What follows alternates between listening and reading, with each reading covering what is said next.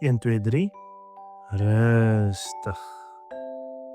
Welkom by nog 'n Storiebeer storie. Luister lekker saam.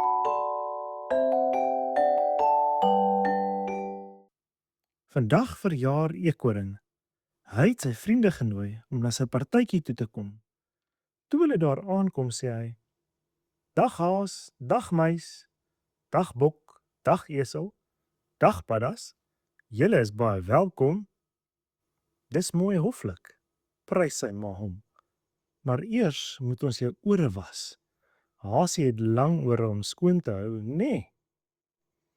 Eekoring en muis help vir ma in die kombuis.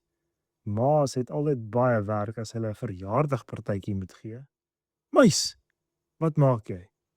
Kan jy nie wag tot die partytjie begin nie?" Eers gaan al die kinders buite speel. Eekoring en Hasie gaan op die dam seil. Hulle dra reddingsbaadjies. Hulle wil veilig wees vir ingeval hulle oorboord val. Eekoring jaag vlinders met sy net. Hy vang niks, ook maar goed. Lewende vlinders is mooier as dooies. Toe speel hulle Hasie oor. Die volgende speletjie is wegkruipertjie. Eekoring moet soek. Hy probeer sy vriende kry. En nou is dit tyd om op te hou speel. Dis tyd om roomys te eet en koeldrank te drink. Almal sit snaakse hoede op. Paddy speel op sy hobo. Muis pluk blomme.